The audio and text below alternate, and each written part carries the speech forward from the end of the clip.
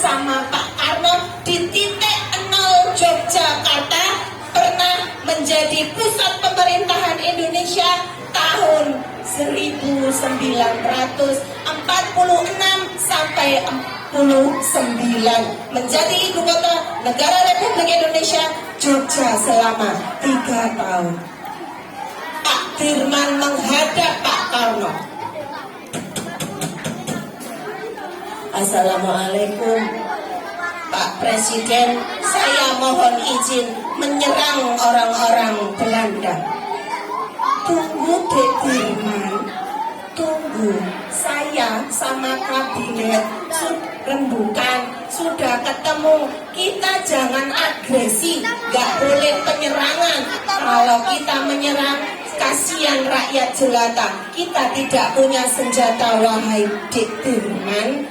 Monggo kalau Dek Dirman mau melawan Belanda, jangan di jalan, silakan gerilya ke gunung-gunung dan perkampungan yang tidak ada penduduknya. Siap Presiden, saya mau berangkat bersama pasukan gerilya menghabisi para Belanda. Pak Dirman berangkat naik tandu yang atasnya ada ayun-ayunnya. Tandunya dibawa 4 orang, kondisi paru-parunya sangat sakit. Pak Dirman duduk di kursi, dipandu oleh 4 orang dari desa masuk, ke hutan masuk, sampailah ke sebuah desa. Ada pengkhianat menyampaikan, "Tuan, saya mengawal Pak Dirman. Dia adalah Tentara Nasional Indonesia. Saya mau uang karena saya sudah membocorkan rahasia wahai Tuan Belanda. Saya minta hadiah." Hei kamu orang, mana Dirman? Saya kepingin ketemu, saya mau membunuh Dirman. Ada Tuan, Pak Dirman sembunyi di sebuah rumah penduduk. Oke, aku mau ketemu sama Dirman, mau kubunuh Dirman. Berita Pak Dirman ada di salah satu rumah penduduk bocor.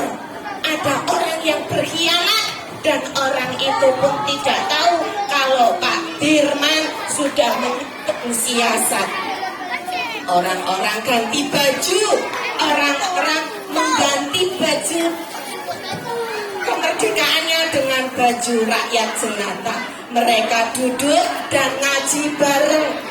Senjata disembunyikan di bawah kolong, senjata ditutupi sama ranjang, senjatanya ditutupi sama kendi-kendi, tidak kelihatan.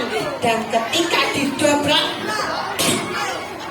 pintu yang mereka lewati hanya ada orang ngaji sama orang zikir.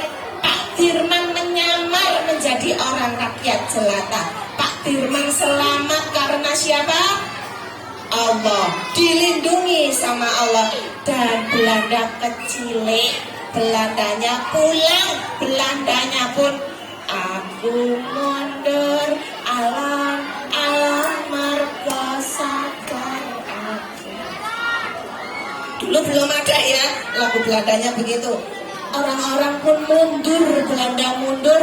Dan 3 tahun Pak Dirman gerilya di gunung-gunung. Terdengar kabar Yogyakarta diserang oleh orang-orang Tentara Nasional Republik Indonesia yang dipimpin oleh Pak Harto. Mereka menyamar jadi penjual tahu, menyamar menjadi penjual diklik, menjadi seorang petani. Senjatanya disembunyikan dan pemerintahan waktu itu di titik nol di kantor Yogyakarta. Mereka menyerang. Saatnya menyerang. Siapkan senjata. Angkat tangan. Kantor titik nol semuanya sudah dikuasai oleh orang Tentara Indonesia. Mereka pun takbir dan mengemukakan kata merdeka, merdeka, merdeka. Jogja sudah kita kuasai. Pak Dirman suruh pulang dan Indonesia sudah aman dari Belanda. Orang-orang Belanda pun mundur Jogja pernah menjadi ibu kota Indonesia selama 3 tahun. Pak Dirman gerah dan Pak Dirman sepulang dari Kemudian Pak Dirman pensiun karena sakit. Nah, siapakah Pak Sudirman? Siapakah Raden Sudirman? Beliau lahir di kota yang sangat luar biasa.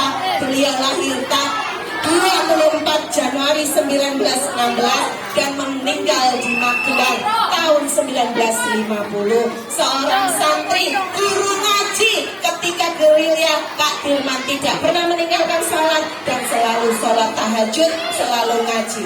Sekarang Kak Rika mau tanya, siapa di sini yang selalu sholat? Angkat tangan. Siapa yang selalu sholat tahajud? Angkat tangan. Oh, Masya Allah. Siapa yang di sini suka